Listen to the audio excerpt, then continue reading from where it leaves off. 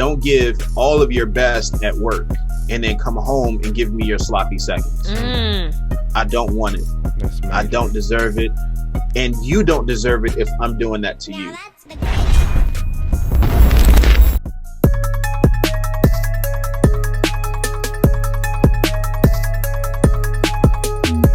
What's up, my good people? This is your girl, Miss Good News, and your boy, Fresh. And your boy, Symphony, is in the building. He's back there. Y'all already know what he's doing. Y'all, we have a very, very special guest here today. Man, I'm gonna let him introduce himself, because I'm gonna get too giddy. I'm gonna be excited.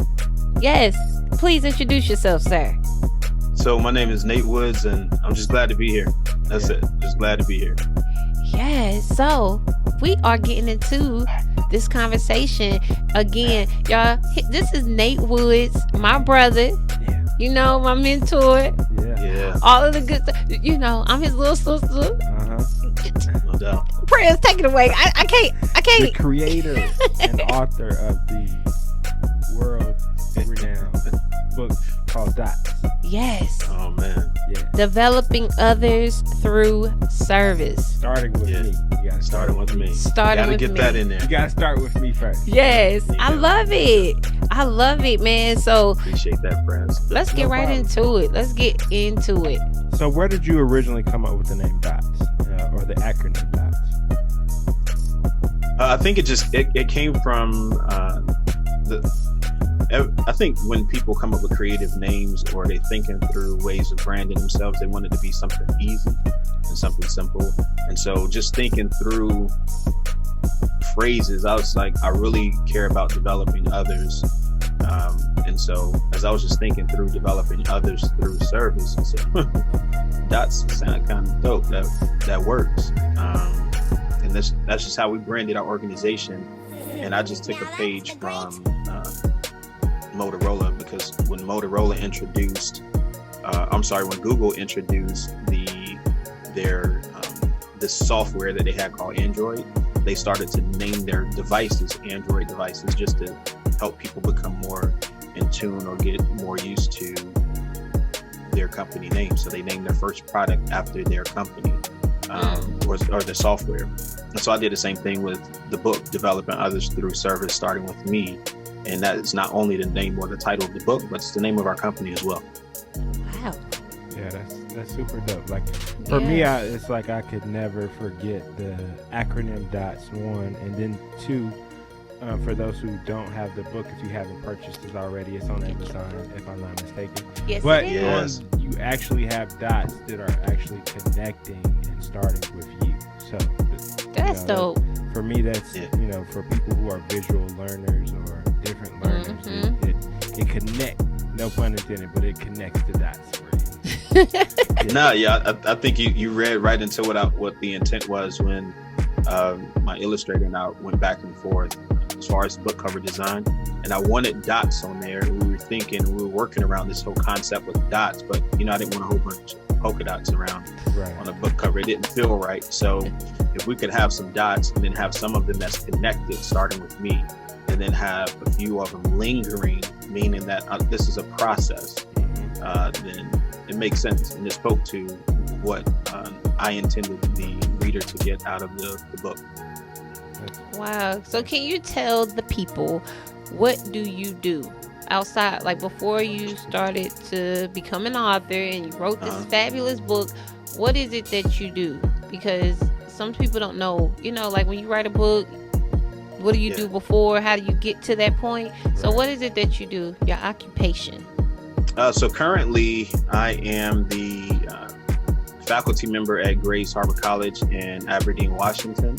And not only am I the faculty member for the Human Services program, but I am also the program director. So I run the entire program as it relates to human services. And that's just the ability to go out and serve others in the profession of being a professional helper. And so it speaks to what I wrote about in my book, because I live this. And so I spend time with the marginalized population. I also spend time with those that the population of people in our community that struggle with housing crisis, or some would say homeless, or that have home insecurities rather. And I just think that I live this and I teach this.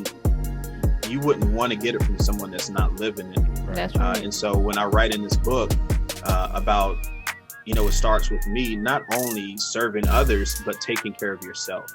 And there's a portion in the book where I really talk about how I started out and I had the best of intentions for my family, but I was distracted because I was blinded, because eventually I started making some good money, really good money, and I forgot about why I started doing this in the first place. Right. And so in the process of serving people, sometimes we lose sight of why we started in the first place, and then we become arrogant, self-centered, and we feel, and a lot of that translates into us saying stuff like, well, if I'm not there, what's going to happen?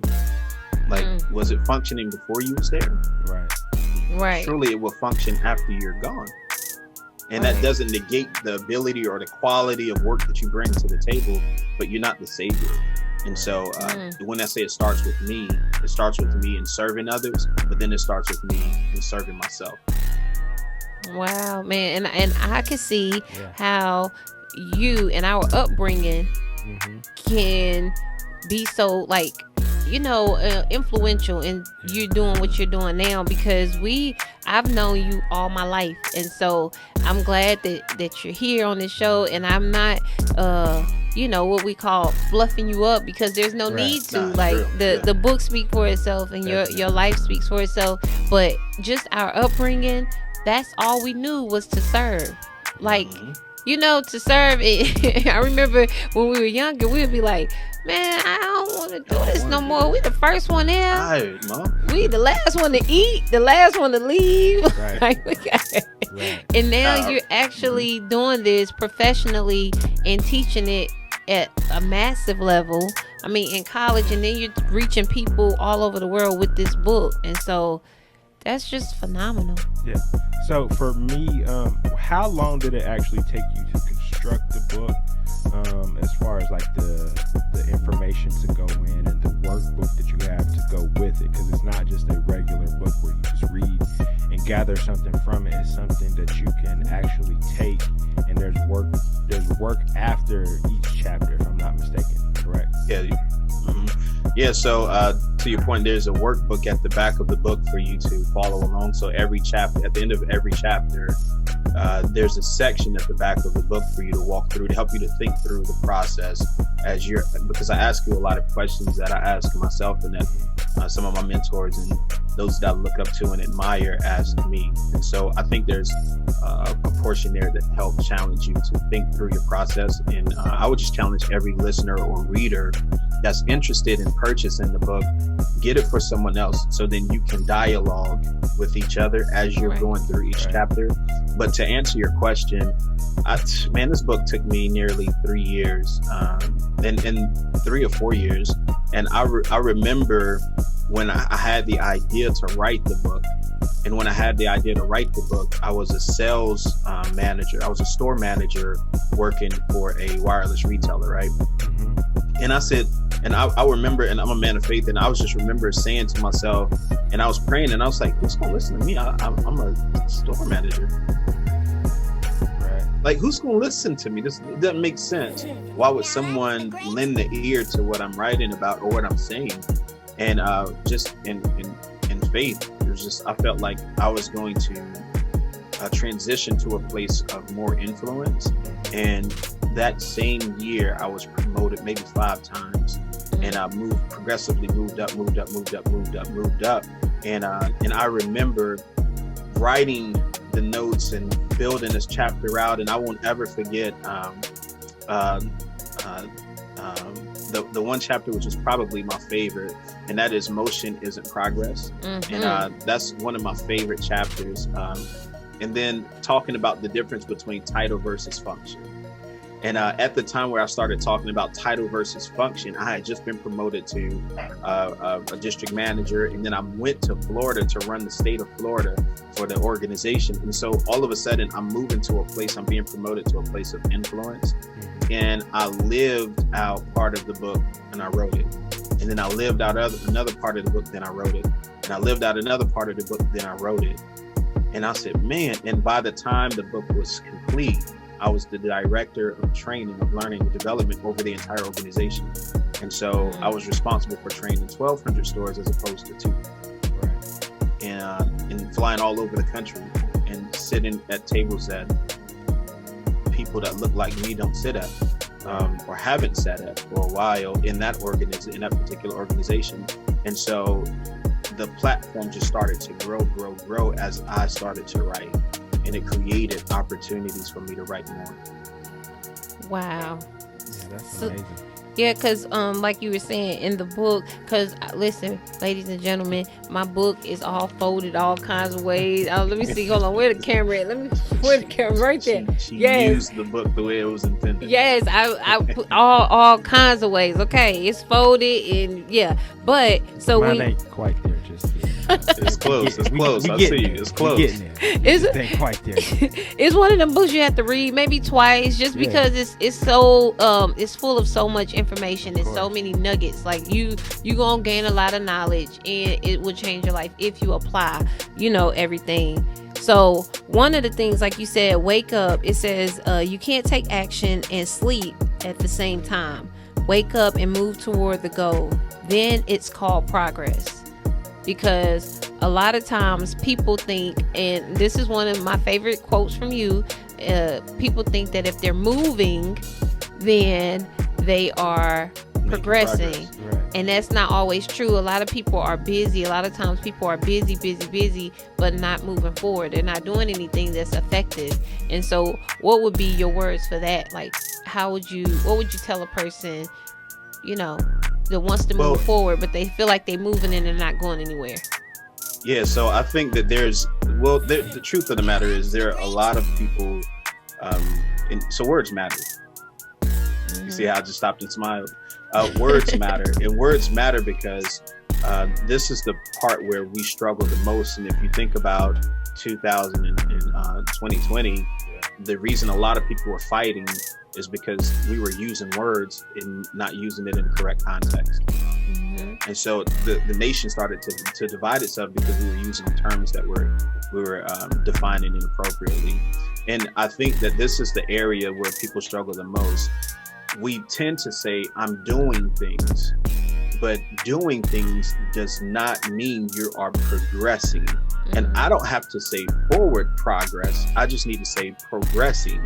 Right. And anything that progresses moves forward, not backwards, or I would say regress, right? And that's just the beauty of words. Right. The thing is, many people choose to live their life on a merry-go-round.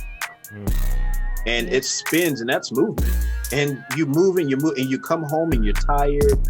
However, you haven't made any progress. Right. And that's the difference. And that's the purpose of setting milestones, or setting targets and setting goals, long-term and short-term, both alike, because it gives us something to move towards as opposed to just spinning and moving fast. Right. Man. Yeah. All right. Yeah. Preston, like, you sucking it all up, like, this is good stuff. This is good stuff. I mean, if you ever thought about a merry-go-round, yes, that is movement. Mm-hmm. It's just circular. It's not progression. One direction. That's it. It's not moving forward, and it's not moving backwards. It's just stagnant in one spot, but it is moving. Yeah. And that's good, because because of this book, we had so many different conversations about this, and I'm like, I need to move forward, preach. Sometimes I feel so stuck, and I'm doing the same thing, and I don't want to be in the pattern of working a job 9 to 5, not just hating your job, but working a 9 to 5, and you're just going to merry-go-round. You tired. You be like, man, we got lots of stuff to do today. Then you do it. All right, well, I'm gonna check out of this. I'm check on out of here. Then you're gonna do it again tomorrow. No, as long as I'm working a 9 to 5, okay, and I'm progressing. Yeah. Like you said, it don't have to even be forward progression. You ain't got to be extra. Just if you were listening, progress. It means forward, right? So we don't even have to say forward progressing, right? So just to progress, it's okay to work a 9 to 5 if you're progressing. And like you said, how do you go about setting milestones? How do you do that? Like, what is the game plan to set milestones for your life, especially when you're going so fast? Like you say, you in a year's time You had being promoted 5 different positions. 5 times. Yep, 5 positions. Yeah, and so to answer your question, I think that there's a couple of things that we must understand right off the gate. And the first thing we must understand is this. There are different ways, and so there's no textbook way to invest in yourself or to progress, right? Everyone progresses differently depending on what you do. So your context matters. And what I mean by context is your life, your situation, what it is you're doing, what you intend to do. Those things matter. You have to take that into consideration. But the things that work for me so I believe in invest. If I'm going to invest, I make the statement to my wife many years ago. And we use the statement to keep each other in check.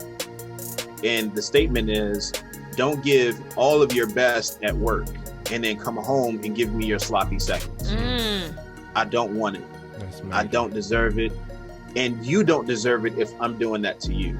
That's right. Does that make sense? And so many times we come home and we're frustrated because we've invested so much energy somewhere else. And I'm not saying negate what you do as your 9 to 5 or don't give them your best. Give them your best because it pays your bills, it's funding whatever business ventures you want to do on the side. That's a great thing.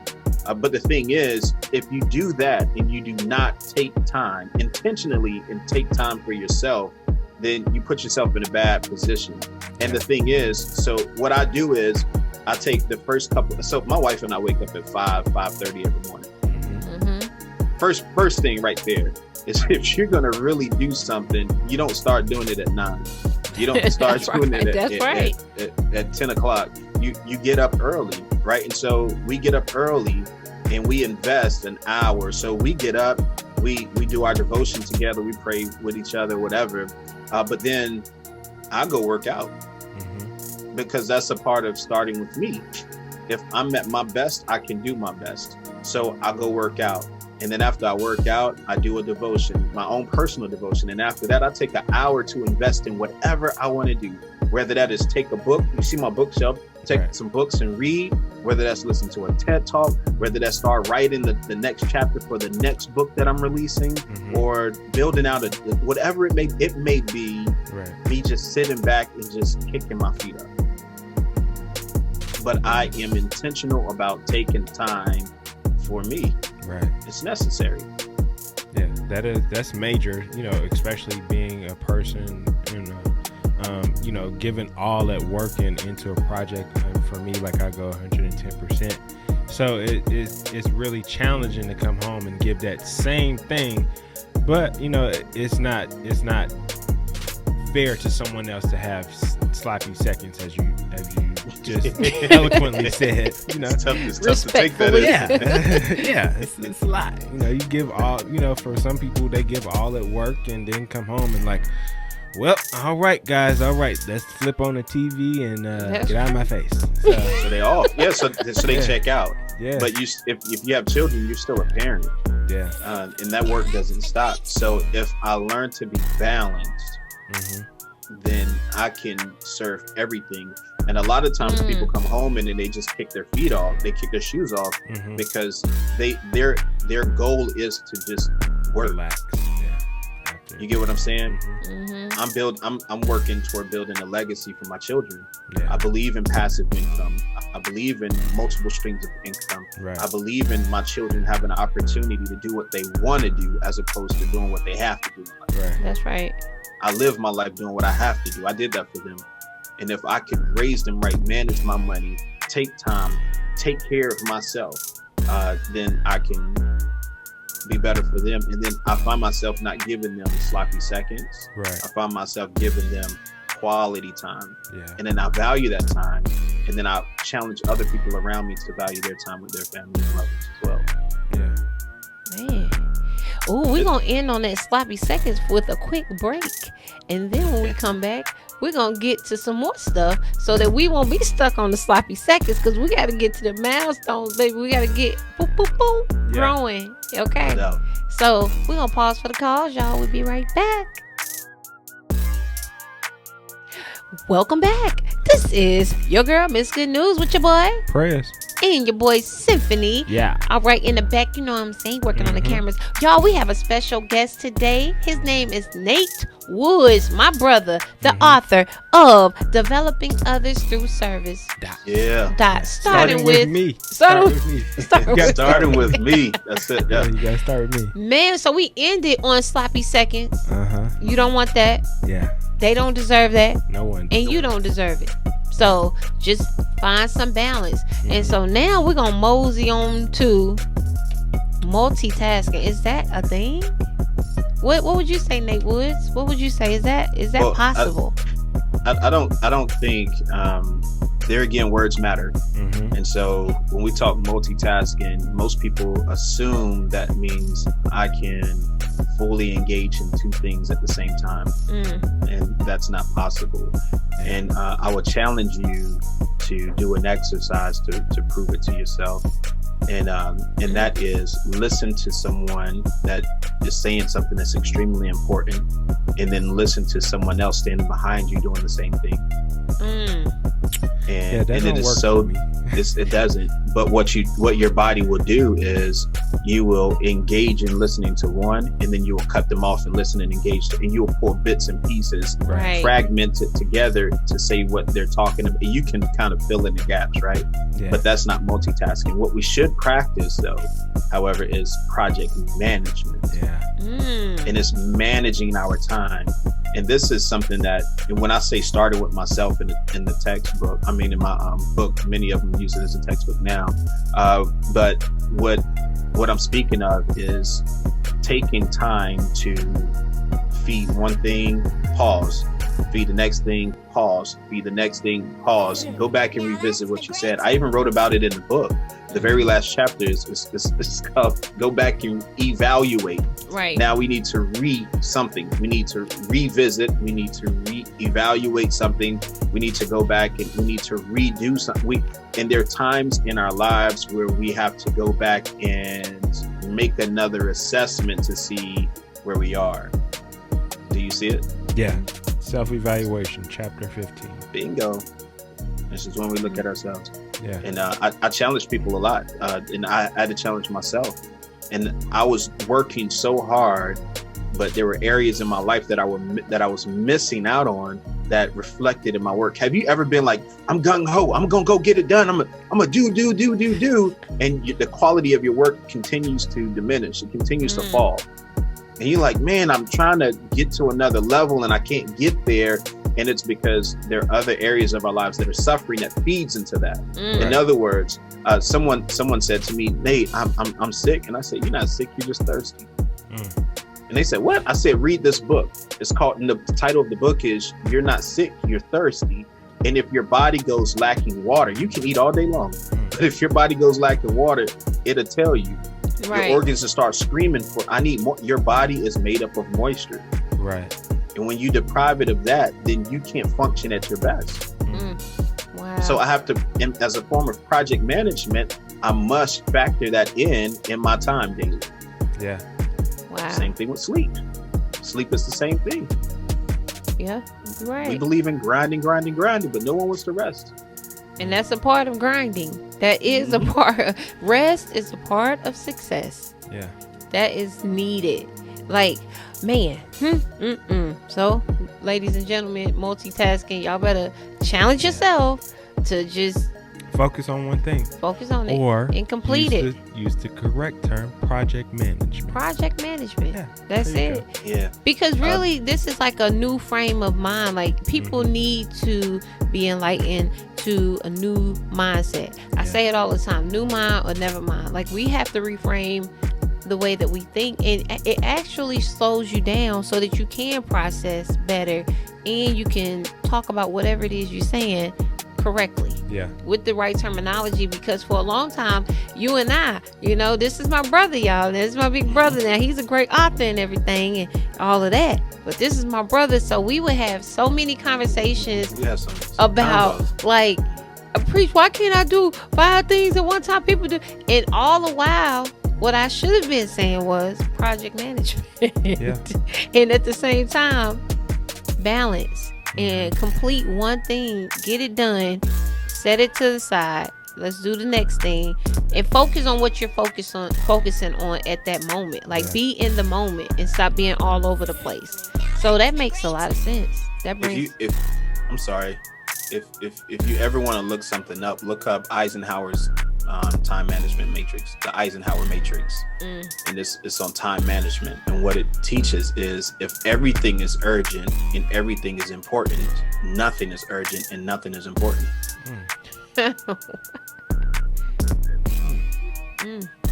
If everything is urgent, if I have to, then nothing really becomes urgent. Everything has the same commonality, and there's nothing that is set apart. But when you look at a matrix or a four squares, then what happens is you can understand that some things are urgent because they're due in the next hour, they're due today. Right. And then there are things that are going to be due next week. Well, those things that are due next week, I can project manage that and maybe put an hour in today, an hour in tomorrow. So then when they become urgent, I'm not running like a chicken with his head cut off. Right. And then there's things in my life that I need to learn to delegate. So in my house, I don't cook breakfast anymore. My wife does not cook breakfast, and we delegated. That took time, but I taught my children how to make eggs over easy. I taught my children how to make pancakes, how to make grits. They already know how to make oatmeal. They know. And so that's one area of our lives. That's why we can work out in the morning, is because they can cook their own breakfast. That's some good stuff. And when they sit down and eat, we sit down and eat and talk with them. And we talk about our plan for the day and when helping them to get this mindset. So we learn to delegate. You kind of build a plan out for you, project manage. The next square is delegate, and the last one is delete. And delete is the hardest for people, but this year my family made a commitment that TV would be a treat and not the norm. So I don't watch more than an hour of TV a day, because those things that are in my life that are consuming time and it's not being productive or helping me to be productive, I have to delete it. The reality of the matter is, how much work do we get accomplished when we're watching TV? Zero. None. I know, because I watched the whole series, preach. Yeah, you'll binge watch something, and your intent is, I'm going to watch 2 episodes, and then you 15 in. That's just like TikTok. And your day is gone. And the reality of the matter is, there are creative people, or not even really creative, but they're just more disciplined. They're just more disciplined at saying no to this, and I'm going to engage in being creative. Now we have so much content to see, and it's like, oh man, I want to do that, but we're not disciplined to do it. And that's what separates athletes from fans. Yeah. Essentially. Yeah. That's true. Either you're going to be the creator, or you're going to be the one that's sitting there paying the consumer. Yeah.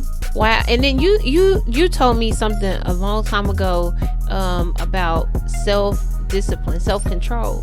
And it's also like and like you say, you're a man of faith. So it's actually in our belief to have self-control. And you were saying, if people learn that self-control, to be able to say no, to be able to say, let me focus on this and get this done first. Self-control will save a lot of people's lives and propel them forward, because you wouldn't waste so much time doing nonsense stuff. Like, you'll actually get things done instead of just saying, like, oh, I got so much stuff to do. That becomes a habit too. Like, oh, I got a lot to do, but you're never getting anything done because you don't have and practice self-control. So yeah, that's great. And speaking of great versus good. Great versus good. Tell us about that. Come on, let's get into it. Just a quick quote. Some people settle for what's good, and they miss the opportunity to be great. Everything is good. I'm doing good, and a good may be a C+ or a B, and they could push themselves just a little bit to achieve greatness. But because it's all good, it's all right. It's good. Everything's good. And they miss greatness because they choose to settle or become complacent where they are. And the difference between, and this is how simple it is, and I learned this from one of my previous leaders, and he said, the difference between really hot water and boiling water is 1 degree. All I got to do is turn up 1 degree. Turn up 1 degree. That's it. That's the difference between really hot water and boiling water. And I want to reach boiling water. Yeah. That's deep. You got us over here not thinking caps, Nate. Yeah. So for me, it was kind of one of my old principals. She gave us a story. You know, she was like, there was a class they were preparing for a final exam. Mm-hmm. The professor walks in and he says, "Hey, you want to walk out right now? You get a B or C. Take it or leave it." Like, you know, some people it was a class full of people start fouling out. Like, oh, okay, like I can just take a C. Cool. I'm finna bounce. Like, I already done stressed myself out for this exam. Man, I'm just going to. So it gets down to like the last 10. He was like, "Okay, y'all ready to start the exam?" The exam was merely just to write your name on the paper, and you got an A. But because people settled for good, I like that story, Preston. and just was like, "Oh, okay, like I ain't got to stress myself out no more. I'm finna dip." You know, Miss greatness. Yep. you miss greatness just for signing your name. Literally, just signing your name, like you don't know your name. And why do you think people would take the easy way out? It's easy to just be good. It takes courage to be great. Like, so is it a lack of courage? What would you say? Like, just based on that story, which that was an awesome story, by the way. Nailed it. Give me some. Bing. Okay. Gotcha. What would you say, Mr. Woods? What would you say? I think there are a couple of variables, right? So I don't want to be the professor or put on my professor hat right now. But I really believe that there are variables to people's lives that we sometimes don't take into consideration, which leads us to be less empathetic than we should, right? And that is, some people do not have support at home. Yeah. That's true. Some do not have the teaching. Some do not understand. Some of us have a substance use disorder that prevents us from, or that's holding us back until we get that under control. And when I say substance use disorder, I mean, we use the term addictions, right? Mm-hmm. For whatever thing that prevents us from walking in this freedom or having this control over our life so that we can engage in other things.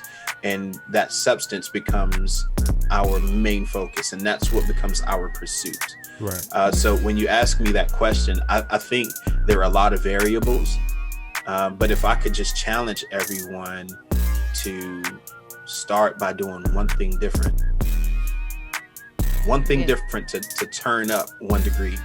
And if that is get up 5 minutes earlier, get up 10 minutes earlier, or if you sleep in until 11 o'clock every day, how about getting up at 10?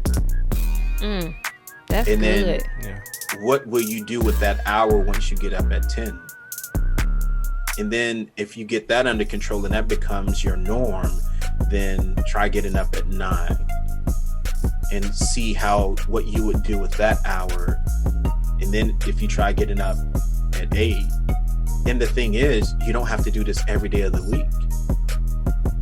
You don't. Just be intentional about 1 or 2 days where you get up like this. Yeah. And it's not so much about making these radical changes as much as it is about making these very minute changes that create a great, that pays out, you get a bigger return on your investment. And so a lot of times, the thing that throws us off is we don't have the support. We're not educated. We're not informed. We don't have the resources. Most people don't like to read at all. That's true. That's true.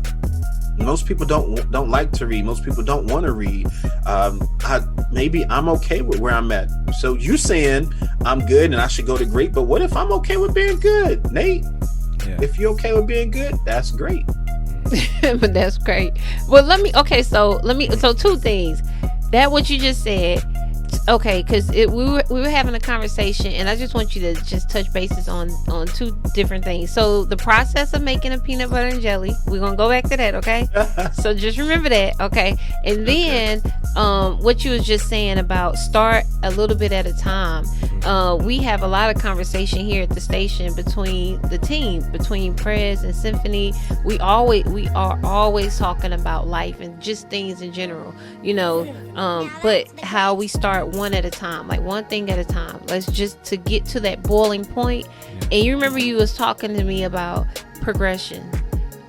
If you are on the line, talk about the line, boss. Tell them about the line. Tell them about the line, boss. Tell them about the line. You know what I'm talking about, right? Yes, I do. Okay, I do. Tell them about the line because sometimes people can get discouraged because they don't see the growth in their progression in a major way, like leaps and bounds. Yeah. They don't understand that they are still moving gradually to the positive side. So if you're like at a -10, tell them about the gun line, boss. Tell them. All right, so Symphony, this is where I'm gonna need you to work your magic, man, at some point, right? But this is real. It's really, we sometimes you ever been in math class and you like, I'm never gonna use this information ever again. Yeah, like we've been there, right? Right. I never thought that I would ever use a number line again until this thought came to mind. Is if you look at a number line, then there's normally a negative, say a -10. In the middle, there's a 0, and then there's a +10. Right. And we tend to think everyone is going to move from 0 to 10. Well, that's not reality, and it doesn't make sense. And the more and more I serve in human services, and I realize most people struggle with, about 80% of Americans or more struggle with some type of mental disorder, whatever you want to call it. It reminds me and lets me know that most people don't start at 0. They start at negative something. Right. So if you move from -10, and if you look at this number line and you say, you will never see an outward expression of what's taking place on the inside until you pass the 0, and someone starts at -10 and they move from -10 to -9 to -8, -6 to -2, they're making progress, Right. but you can't experience, you don't see anything because the outcome does not present itself until you cross the threshold of 0. That's right. Wow. And it may take me 15 years to get from -10 to -2. That can be very discouraging if I don't see the benefits or the returns of my investments. That's right.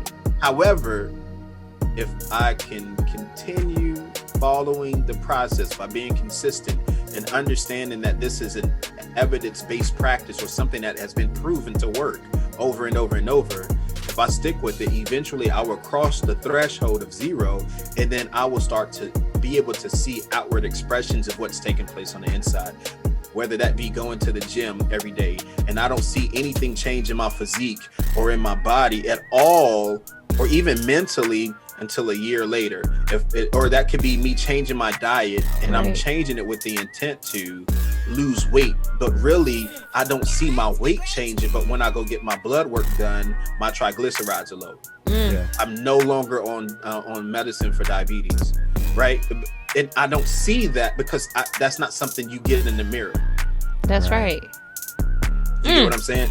And so many times we want to see this outcome, but the outcome we're anticipating on seeing doesn't come until later, and that means we have to remain consistent, and we have to continue to hit milestones, and we have to continue to push ourselves, and we have to continue to turn up 1 degree.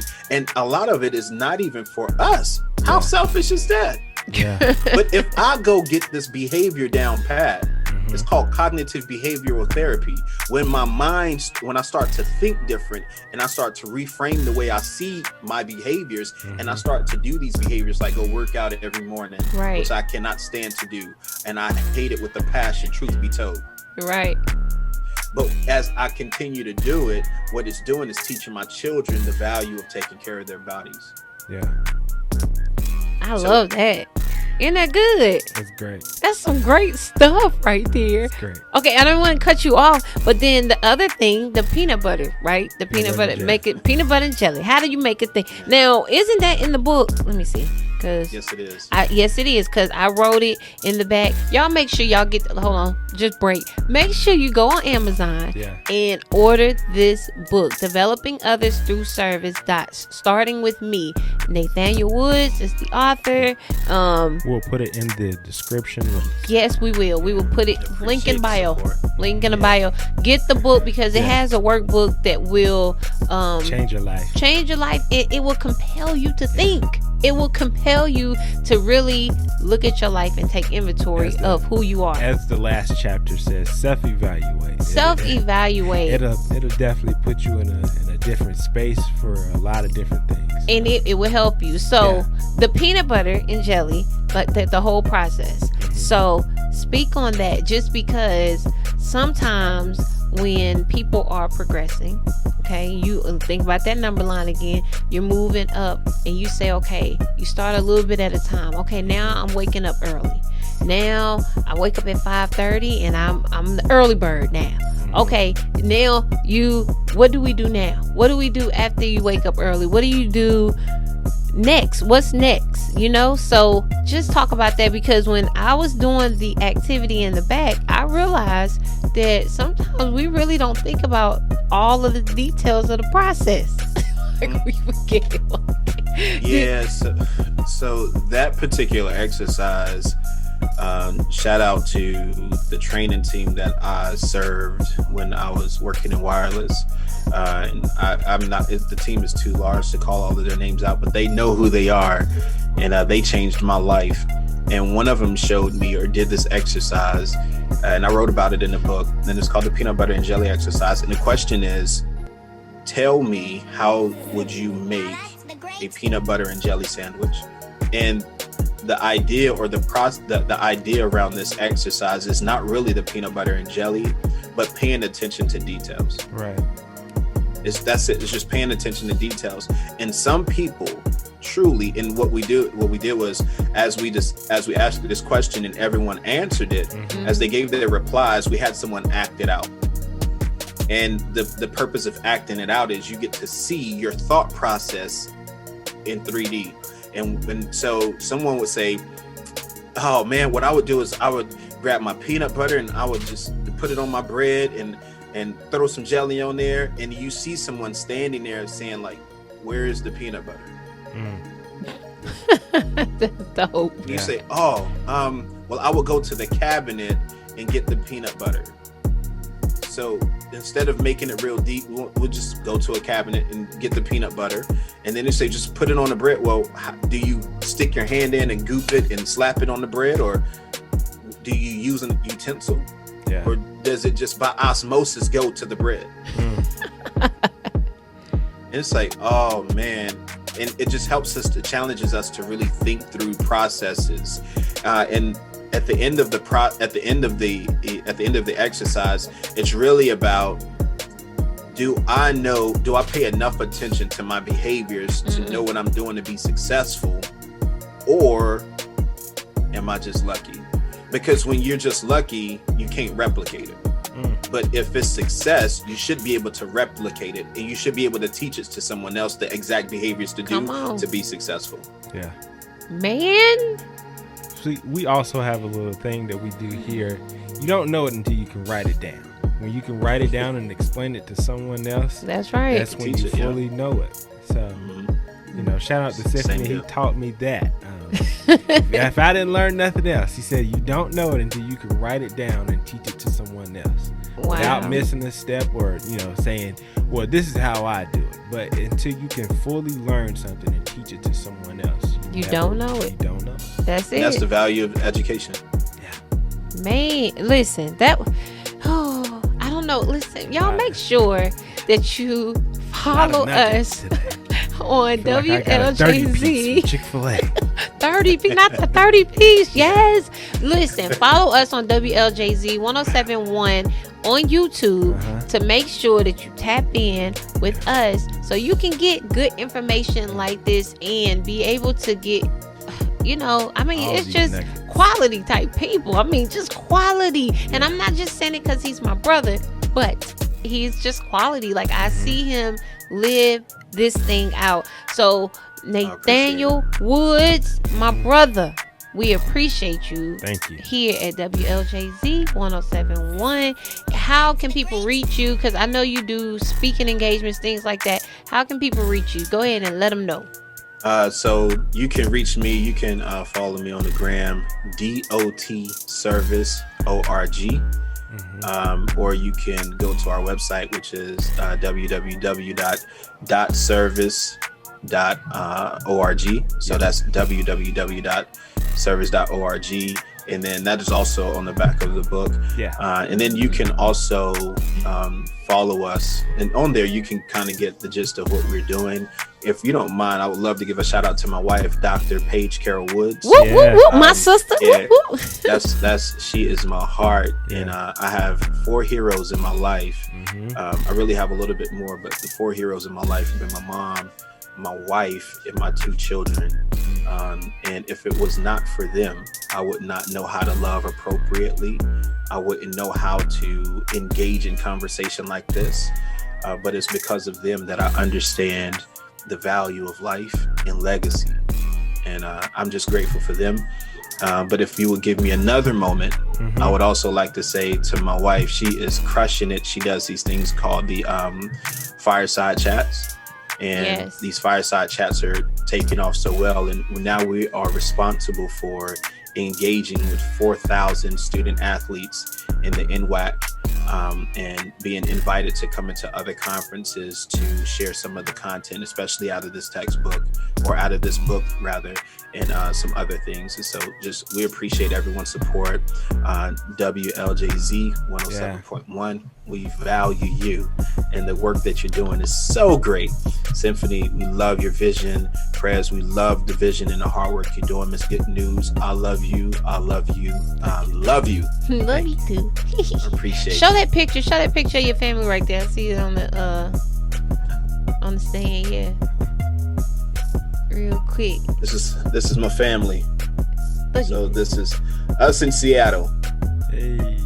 Oh, look at my nephews, my sisters, and everybody. Okay, man, we love you so much. Thank you, y'all. This is the book. Get your book. That. I got mine. You know what I'm saying? Get it. It's on Amazon.